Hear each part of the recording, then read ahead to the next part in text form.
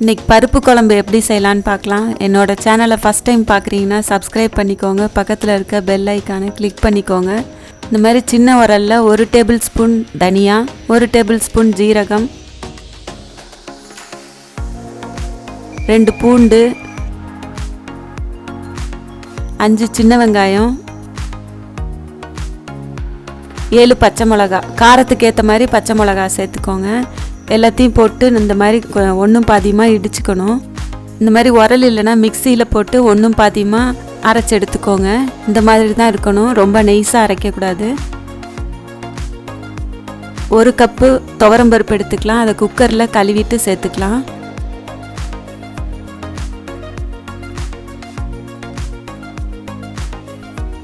ரெண்டு கப் தண்ணி ஊற்றிக்கலாம். 3 தக்காளியை பொடியாக கட் பண்ணி வச்சுருக்கேன், அதை சேர்த்துடலாம். இடித்து வச்ச மசாலாவை அதோட சேர்த்துடலாம். 1 டீஸ்பூன் மஞ்சள் தூள் சேர்த்துக்கலாம். 1 டீஸ்பூன் பெருங்காயத்தூள் சேர்த்துக்கலாம். 1/2 டேபிள் ஸ்பூன் உப்பு சேர்த்துக்கலாம். எல்லாத்தையும் சேர்த்துட்டு நல்லா கலந்து விடணும். இந்த பருப்பு குழம்புக்கு மிளகாய்த்தூள்லாம் போடுறதில்ல. நம்ம இடித்து வச்ச அதில் பச்சை மிளகாய் சேர்த்துக்கணும் காரத்துக்கு ஏற்ற மாதிரி. 1 டீஸ்பூன் எண்ணெய் சேர்த்துட்டு குக்கரை மூடி போட்டு வெயிட் போட்டுடலாம். எண்ணெய் எதுக்கு சேர்க்குறேன்னா இந்த மாதிரி விசில் வரும்போது பொங்கி ஊற்றாமல் இருக்கிறதுக்கு தான் எண்ணெய் சேர்த்துக்கிறது. பருப்பு சீக்கிரம் வெந்துடும். இந்த மாதிரி வெந்திருக்கும். அதை மசிச்சு விட்டுக்கலாம்.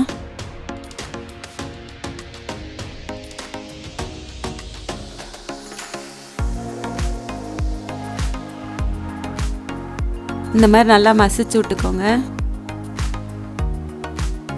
ரொம்பவும் குழஞ்ச மாதிரி இருக்கக்கூடாது, இந்த மாதிரி இருக்கணும். அடுப்பில் கடாயை வச்சுட்டு 2 டேபிள் ஸ்பூன் எண்ணெய் சேர்த்துக்கிறேன். எண்ணெய் காஞ்ச பிறகு 1/2 டீஸ்பூன் ஜீரகம் சேர்த்துக்கலாம். 10 சின்ன வெங்காயத்தை இந்த மாதிரி 2ஆக கட் பண்ணி வச்சுருக்கிறத அதோடு சேர்த்துடலாம். கொஞ்சமாக கருவேப்பிலை சேர்த்துக்கலாம்.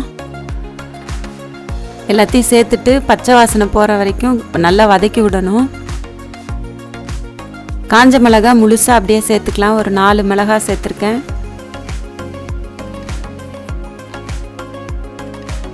வெங்காயம் நல்லா வதங்கணும். இந்த அளவுக்கு புளி எடுத்திருக்கேன், அதை கரைச்சி வச்சுக்கணும்.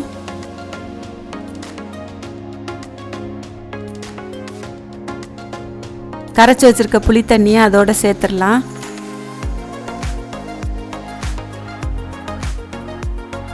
சேர்த்துட்டு இந்த மாதிரி கொஞ்சமாக கொதிக்கணும். கொதித்த பிறகு நம்ம பருப்பு தண்ணியை ஊற்றலாம். கடைஞ்சி வச்சிருக்கிறத அதில் சேர்த்துடலாம்.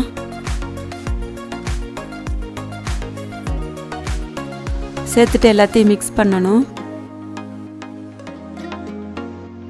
2 கப்பு தண்ணி சேர்த்துக்கலாம். சேர்த்துட்டு எல்லாத்தையும் கலந்து விட்டுட்டு கொஞ்சமாக கொதிக்க விடணும். இதோட அளவுகள்லாம் நான் டிஸ்கிரிப்ஷன் பாக்ஸில் போட்டிருக்கேன், பார்த்துக்கோங்க. கொஞ்சமாக உப்பு சேர்த்துக்கிறேன்.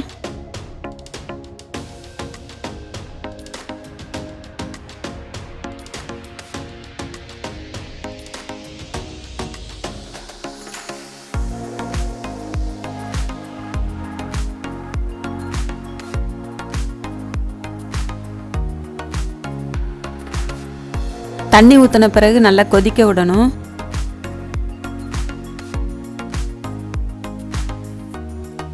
இந்த மாதிரி நல்லா கொதிச்சு வந்த உடனே ஸ்டவ் ஆஃப் பண்ணிடலாம். கொஞ்சமாக கொத்தமல்லி இலை தூவி விட்டுறலாம். ரெடி ஆயிடுச்சு. இதை செஞ்சு பாருங்கள், இது ரொம்ப நல்லாயிருக்கும். இதை செஞ்சு பார்த்துட்டு உங்களுக்கு பிடிச்சிருந்தா லைக் பண்ணுங்கள், ஷேர் பண்ணுங்கள், என்னோட சேனலை சப்ஸ்கிரைப் பண்ணுங்கள். தேங்க்யூ.